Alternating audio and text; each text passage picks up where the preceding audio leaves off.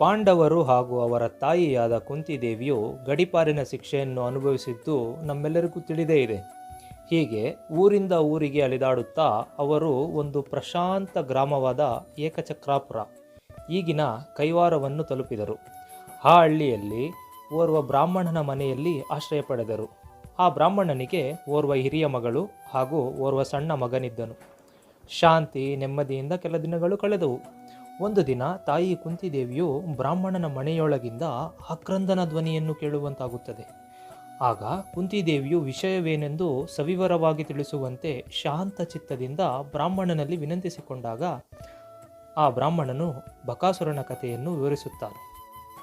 ಆ ಗ್ರಾಮದ ಪರಿಪಾಲಕ ಹಾಗೂ ಬಕಾಸುರನ ನಡುವೆ ಒಂದು ಒಪ್ಪಂದ ಏರ್ಪಟ್ಟಿದ್ದು, ಆ ಒಪ್ಪಂದದ ಪ್ರಕಾರ ಸರದಿಯಂತೆ ಆ ಗ್ರಾಮದ ಯಾವುದಾದರೊಂದು ಕುಟುಂಬದ ಸದಸ್ಯನು ಒಂದು ಬಂಡಿಯಷ್ಟು, ಅಂದರೆ ಎತ್ತಿನ ಗಾಡಿ ತುಂಬ ಆಹಾರವನ್ನು ಆ ಬಕಾಸುರನಿಗೆ ಒಪ್ಪಿಸಬೇಕು. ಬಕಾಸುರನು ಆ ಬಂಡಿ ಆಹಾರದೊಡನೆ ಆ ಬಂಡಿಯನ್ನು ನಡೆಸಿಕೊಂಡು ಬಂದ ವ್ಯಕ್ತಿಯನ್ನೂ ಸಹ ಆಹಾರದ ರೂಪದಲ್ಲಿ ಸೇವಿಸುವುದೇ ಒಪ್ಪಂದದ ಸಾರವಾಗಿತ್ತು. ಈ ರೀತಿಯಾಗಿ ಆ ಬಕಾಸುರನು ಆ ಗ್ರಾಮದ ಅನೇಕ ಗ್ರಾಮಸ್ಥರನ್ನು ಕೊಂದು ಹಾಕಿದ್ದನು ಎಂದು ಬ್ರಾಹ್ಮಣನು ಕುಂತಿದೇವಿಗೆ ತಿಳಿಸಿದನು.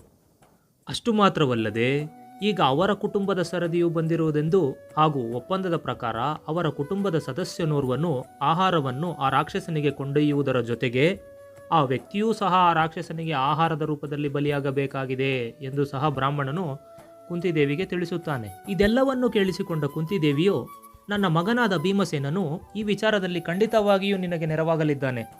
ನಿನ್ನ ಮಗನ ಬದಲಾಗಿ ನನ್ನ ಮಗನು ಬಂಡಿಯ ಆಹಾರದೊಂದಿಗೆ ರಾಕ್ಷಸನಿರುವಲ್ಲಿಗೆ ತೆರಳುತ್ತಾನೆ ಎಂದು ಹೇಳುವಳು. ಭೀಮಸೇನನಂತೂ ರಾಕ್ಷಸನಿಗಾಗಿ ಆಹಾರವನ್ನು ಕೊಂಡೊಯ್ಯಲು ಅತ್ಯಂತ ಸಂತೋಷದಿಂದ ಒಪ್ಪಿಕೊಳ್ಳುತ್ತಾನೆ. ಭೀಮಸೇನನು ದಾರಿಯಲ್ಲಿ ಹೋಗುವಾಗಲೇ ಬಂಡಿಯಲ್ಲಿನ ಆಹಾರವನ್ನು ಸೇವಿಸಿ ಬಿಡುತ್ತಾನೆ. ಖಾಲಿ ಬಂಡಿಯನ್ನು ಕಂಡ ಬಕಾಸುರನು ಕೋಪದಿಂದ ಭೀಮನ ಮೇಲೆ ಜಿಗಿಯುತ್ತಾನೆ. ಇಲ್ಲಿ ಇವರಿಬ್ಬರ ನಡುವೆ ನಡೆದ ಭೀಕರ ಕಾದಾಟದಲ್ಲಿ ಭೀಮಸೇನನು ಹಿರಿಯದಾದ ಬಂಡೆಯನ್ನು ಬಕಾಸುರನ ಮೇಲೆ ಎಸೆದು ಸಂಹರಿಸುತ್ತಾನೆ.